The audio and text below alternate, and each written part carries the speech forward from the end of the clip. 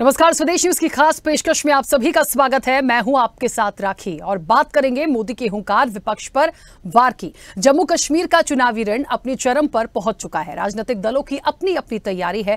अब जम्मू कश्मीर के चुनावी रण में दिग्गजों की एंट्री हो चुकी है। कांग्रेस अध्यक्ष राहुल गांधी जम्मू के चुनावी समर में पहले ही उतर चुके हैं, तो वहीं अब प्रधानमंत्री नरेंद्र मोदी मिशन जम्मू कश्मीर पर हैं। उन्होंने आज जम्मू के डोडा में चुनावी रैली को संबोधित करते हुए विपक्ष को निशाने पर लिया।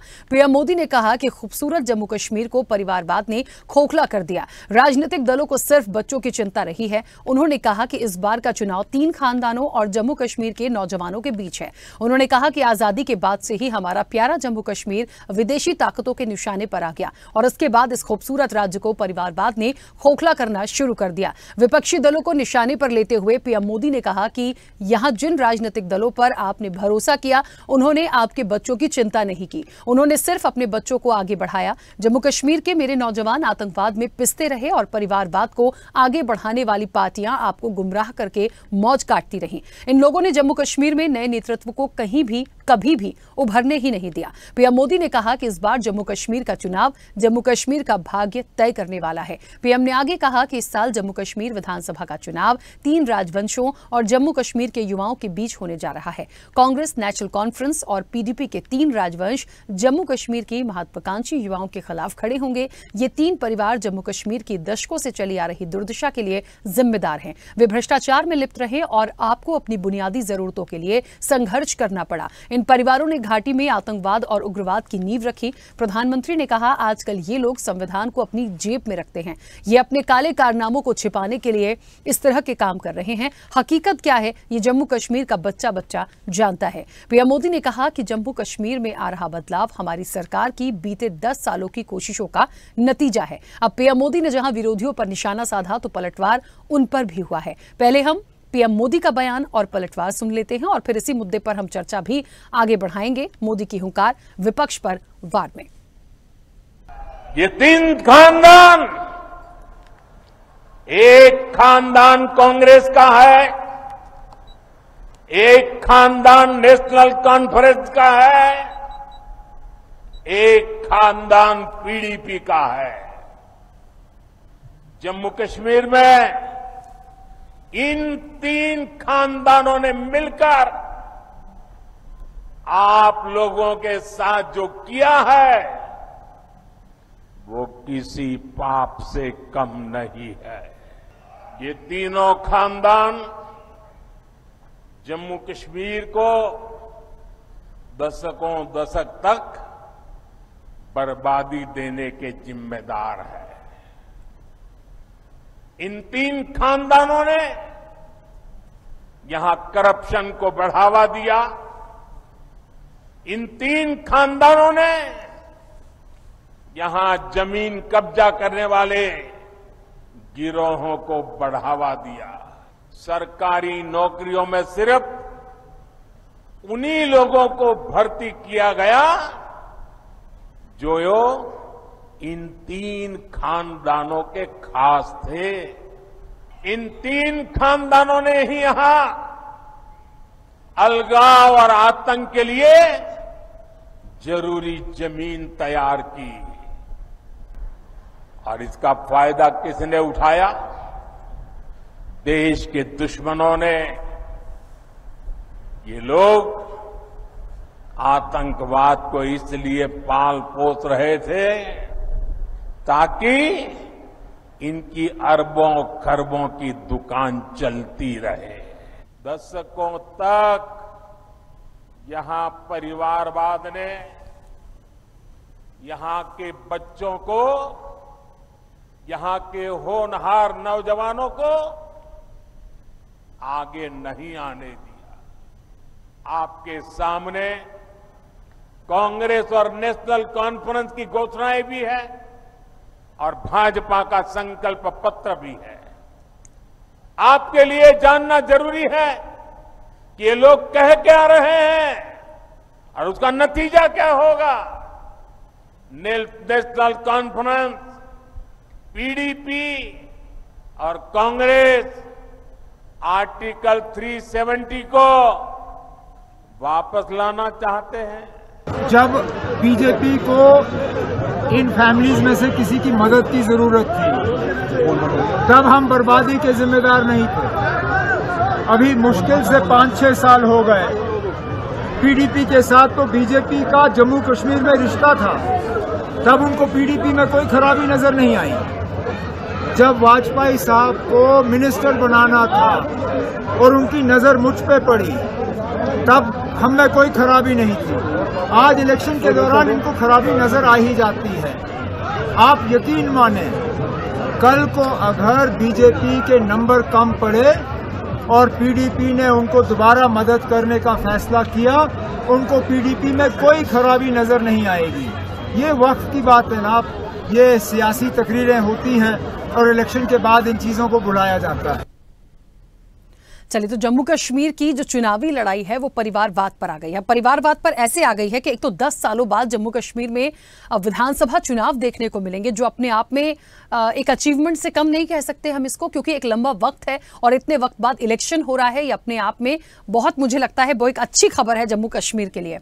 अब यहां पर बात आती है कि लगातार जो दौरे हो रहे हैं, जो चुनाव प्रचार में दिग्गज जुट गए हैं, उसमें देखिए राहुल गांधी तो शुरू से ही इस चुनावी मैदान में उतर चुके थे। कांग्रेस और नेशनल कॉन्फ्रेंस का गठबंधन हुआ, वो पूरी ताकत के साथ चुनावी मैदान में। पीडीपी को कम नहीं आंका जा सकता, हमेशा यहां का अहम हिस्सा रही है। भारतीय जनता पार्टी की जहां तक बात है, पहली बार ऐसा कहा जा रहा है कि डोडा में 42 साल हो गए होंगे कोई प्राइम मिनिस्टर जो है वो यहां पर रैली करने के लिए पहुंचे, और जब उनकी रैली और चुनावी रैली में वो पहुंचे हैं, बहुत सारी बातें उन्होंने रखी। उन्होंने सीधे सीधे एक ही बात कही है, देखिए, कि परिवारवाद। क्यों परिवारवाद? कि 3 राजवंश जो परिवार हैं उन्होंने जम्मू कश्मीर को कभी बढ़ाया नहीं, बढ़ने नहीं दिया।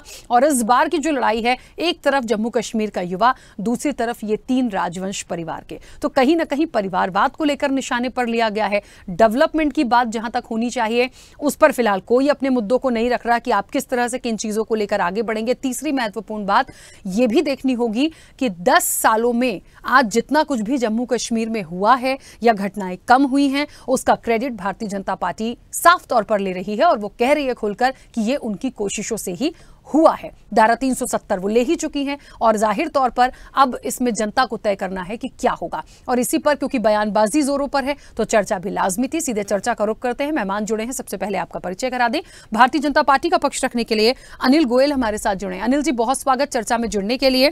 कांग्रेस का पक्ष रखेंगे शान खान। शान जी, आपका भी बहुत स्वागत है। और पीडीपी का पक्ष रखने के लिए मोहम्मद शफी भट्ट हमारे साथ जुड़े हैं। मोहम्मद शफी जी, आपका भी बहुत स्वागत है।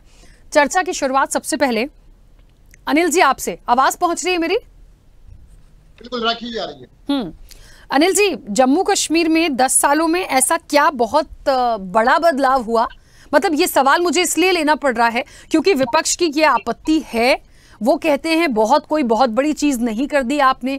370 को लेके कोई बहुत पॉजिटिवली वो लोग अपनी बात नहीं रख रहे हैं। हाँ, पत्थरबाजी की घटनाएं कम हुई हैं, पहले से काफी कुछ जो घटनाएं थी कम हुई थी। जम्मू में फिर थोड़ी थोड़ी सी शुरू हो गई इलेक्शन के टाइम पे, तो वो वहां का सिनेरियो बहुत अलग है। लेकिन ये जो बात आ रही है कि आज जो स्थिति जम्मू कश्मीर की है या जिस तरीके से कमियां हुई हैं, आतंकवादी घटनाओं में कमी आई, उसका क्रेडिट भारतीय जनता पार्टी को मिलना चाहिए क्योंकि 10 साल से उन्होंने ही कोशिश की। ऐसा क्यों? देखो राखी जी, एक बात सबसे बड़ी बात है कि लोकतंत्र की जीत वो मानी जाती है जहां पर अधिक से अधिक मतदान हो। पहले जम्मू एंड कश्मीर के अंदर कितना कम मतदान होता था, आतंकवाद का कितना भय था कि लोग वोट डालने के लिए भी नहीं निकलते। अभी पिछले लोकसभा चुनाव के अंदर ये देखा कि लगभग 35 साल का रिकॉर्ड उन्होंने तोड़ा है, मतलब बहुत बड़ा लंबा रिकॉर्ड तोड़ा है और लगभग 60% वोट पोलिंग हुई है। मुझे एक्यूरेट याद नहीं है, लेकिन बहुत अधिक पोलिंग हुई है और बहुत पुराना रिकॉर्ड टूटा है। ये सबसे बड़ी उपलब्धि है। अभी जो चुनाव हुए हैं वहां पर युवाओं को जो मौका मिला है, युवाओं के जो छोटे निगम के छोटे छोटे चुनाव हुए हैं उसके अंदर भी जो युवाओं को मौका मिला है, ये भी पहली बार ऐसा हुआ। यानी आप ये देखेंगे कि वहां के लोगों ने आतंकवाद को धक्का बताते हुए, आतंकवाद का सामना करते हुए निर्भय होकर के, निडर होकर के वोट डाला है। ये बहुत बड़ी उपलब्धि है। दूसरी बात आप ये देखेंगे कि आज जम्मू एंड कश्मीर के अंदर लोगों को रोजगार मिल रहा है। पर्यटक बाहर से आ रहे हैं क्योंकि वहां पर मेन धंधा पर्यटक का है। आज वो वहां पर घूमने के लिए जाते हैं, उसका वहां का नौजवान को अब रोजगार मिल रहा है। पहले नौजवान को रोजगार नहीं मिल रहा था, उसको रोजी रोटी के लाले पड़ रहे थे। ये सबसे बड़ी उपलब्धि है। और इससे के साथ साथ में हम जब आतंकवाद की बात करते हैं तो आज आतंकवाद निश्चित तौर पर अंतिम सांसें गिन रहा है। यानी आतंकवाद, पहले आतंकवाद जितना अधिक था कि वहां के माननीय गृह मंत्री, उस सब कांग्रेस के गृह मंत्री भी वहां पर जाने से डरते थे। पहले लाल चौक पर झंडा फहराना एक नामुमकिन था, जो भी भारतीय जनता पार्टी ने फहरा कर करके दिखाया, और आज लाल चौक पर कोई भी झंडा फहरा सकता। पहले वहां पर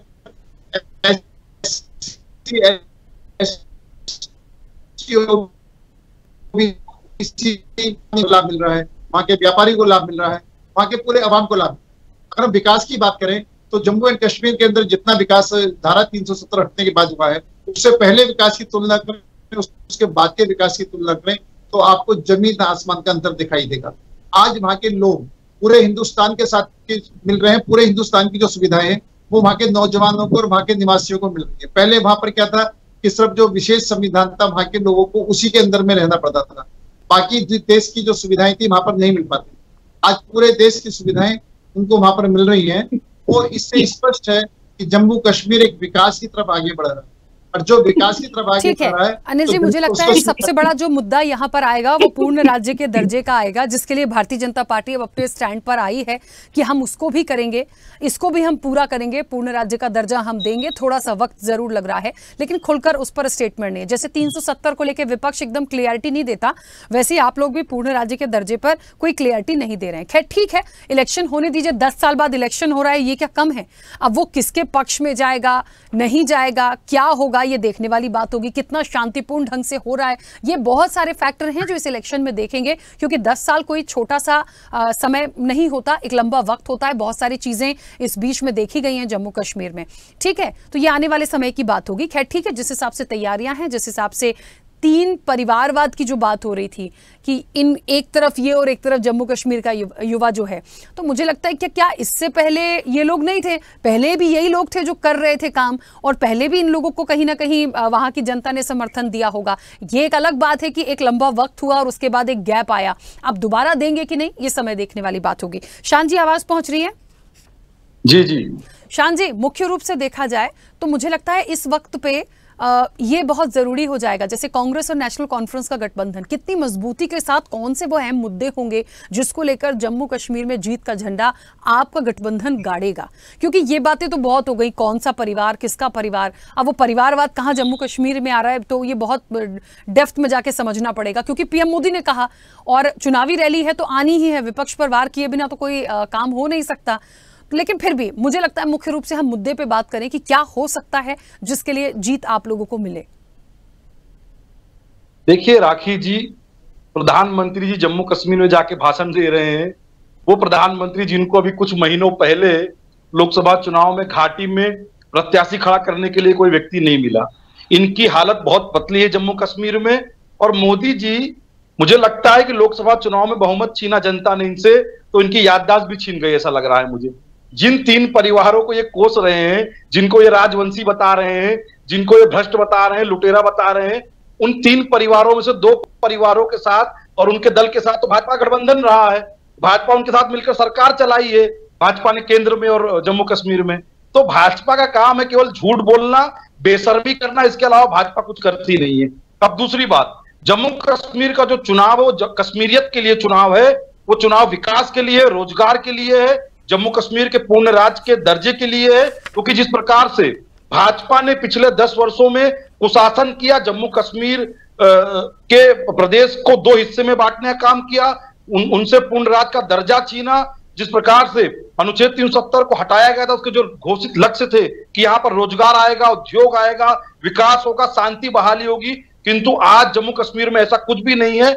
आप सोचिए कि भाजपा प्रवक्ता इस डिबेट में बैठकर झूठ बोल रहे हैं कि जम्मू कश्मीर में लोगों को रोजगार मिल रहा है, जबकि CMIE की रिपोर्ट कहती है कि भारत का सबसे बेरोजगार प्रदेश हरियाणा है, उसके बाद जम्मू कश्मीर, यानी कि पूरे भारत में सबसे अधिक बेरोजगारी हरियाणा के बाद जम्मू कश्मीर में है।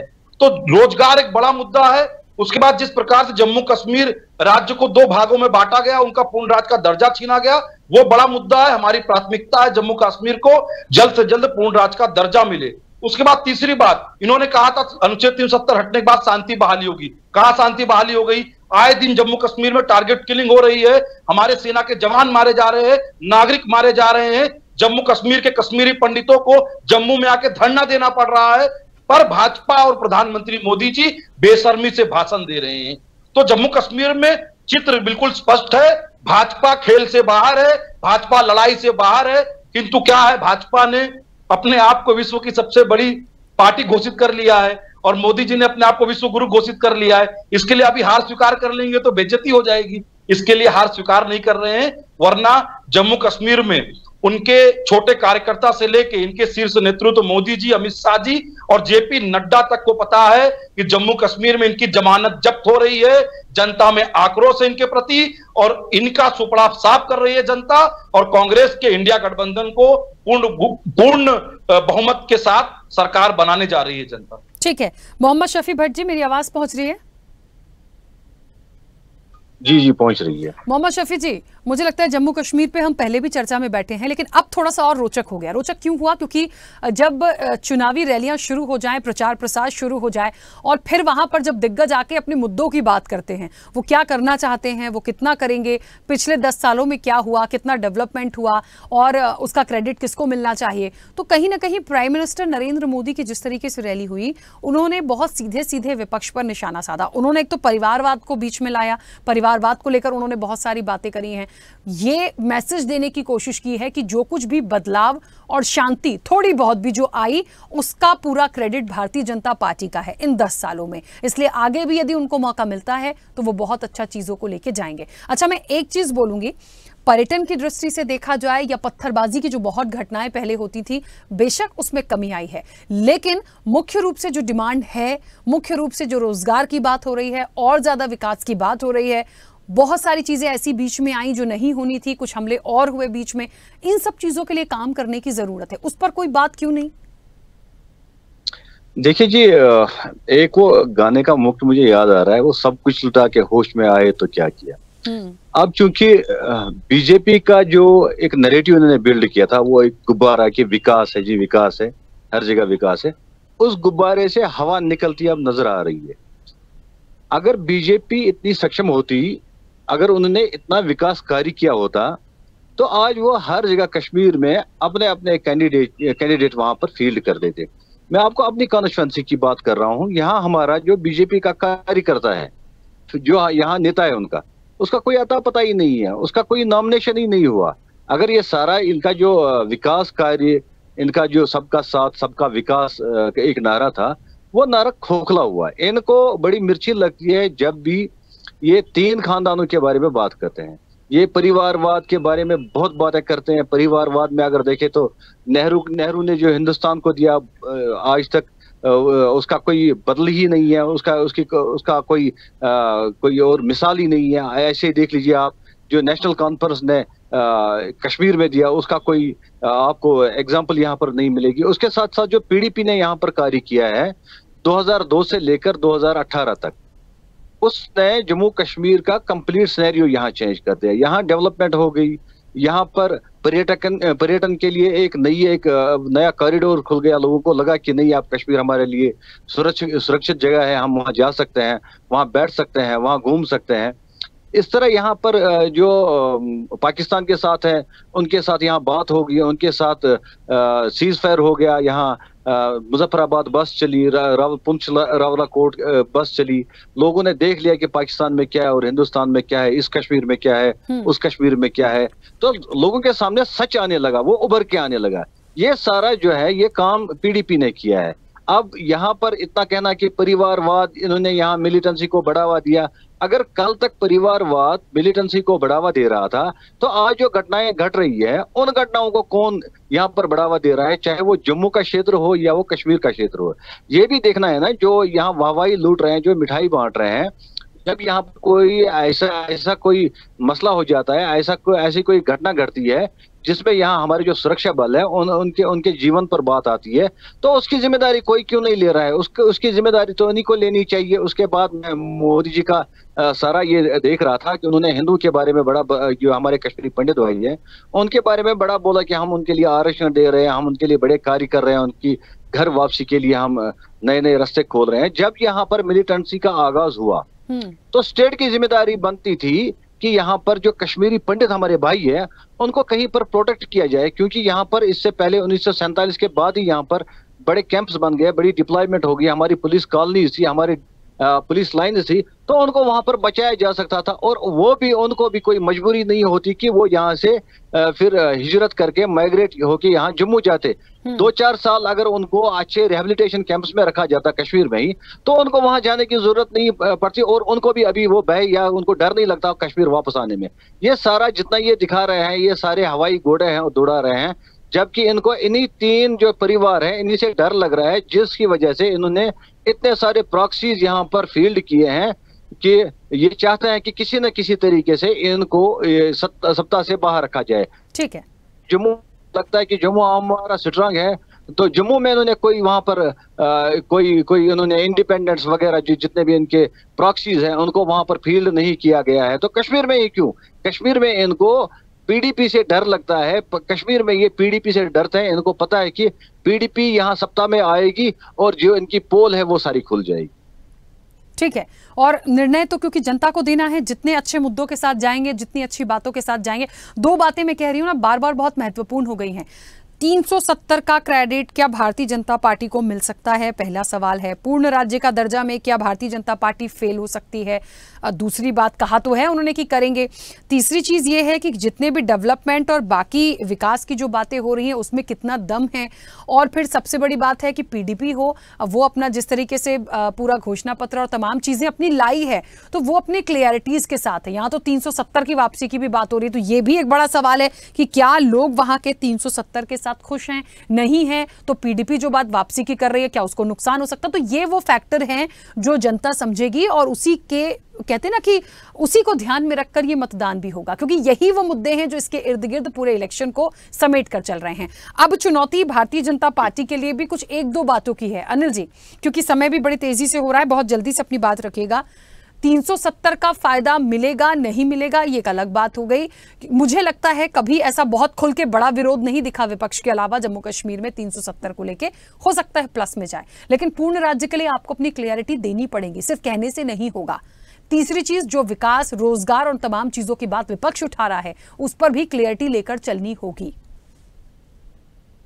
राखी जी, बड़ा स्पष्ट है कि मैं अभी मेरे कांग्रेस के भाई बोल रहे थे, उनको ये स्पष्ट करना चाहिए जो 370 के हटाने के समर्थक है, 370 को पुनः बहाल करने के समर्थक। अभी देखो सबसे बड़ी बात क्या है, जो 370 का मुद्दा है, राहुल गांधी चुप है। इनके गठबंधन के लोग जो है बड़ी जोर शोर से कह रहे हैं 370 को वापस लाएंगे, 370 को वापस लाएंगे, जो 370 हटी है उसको हम बहाल करेंगे। तो पहले तो कांग्रेस को स्पष्ट करना चाहिए कि क्या ये 370 के विषय में इनका क्या रहा है। ये वहां की जनता भी है, पूरे देश की जनता ये बात जानना चाहती है कि क्या है। एक बात ये है कि पाकिस्तान से बात करेंगे, पाकिस्तान से बात करने से क्या आतंकवाद समाप्त हो जाएगा? वहां आतंकवाद, ये कह रहे हैं आतंकवाद पर पाकिस्तान से बात करेंगे। पाकिस्तान से बात करनी है, आतंकवाद समाप्त करना है, पाकिस्तान की गोद में जाके बैठना है या आतंकवाद समाप्त करना है। और दूसरी बात यह है कि भारतीय जनता पार्टी ने जो कहा है वो किया है और जो कहती है वो करती है। निश्चित तौर पर हमने कहा चुनाव कराएंगे तो चुनाव करा रहे हैं, हम राज्य का दर्जा देंगे तो देंगे। चलिए हमारे पास इसके अंदर अनिल जी, मुझे रोकना पड़ेगा क्योंकि ये विषय देखिए बड़ा है, लेकिन समय की सीमा है, मुझे इस चर्चा को रोकना पड़ेगा बीच में ही। आप सभी का बहुत शुक्रिया इस चर्चा में जुड़ने के लिए। तो जाहिर तौर पर देखिए समय की सीमा है, लेकिन मोदी की हुंकार तो है और विपक्ष पर वार भी है, होना ही वो तो, क्योंकि चुनाव है और पक्ष विपक्ष एक दूसरे को ना कुछ बोले ऐसा हो नहीं सकता। लेकिन जम्मू कश्मीर का ये चुनाव बेहद दिलचस्प होने वाला है और देखिए यहाँ किसकी सरकार बनती है। अभी तो बहुत वक्त बाकी है और ऐसी और हुंकार किसकी तरफ से कैसी आएगी वो देखने वाली बात होगी। फिलहाल चर्चा में इतना ही, बने रहिए स्वदेश न्यूज के साथ। सबसे पहले देश।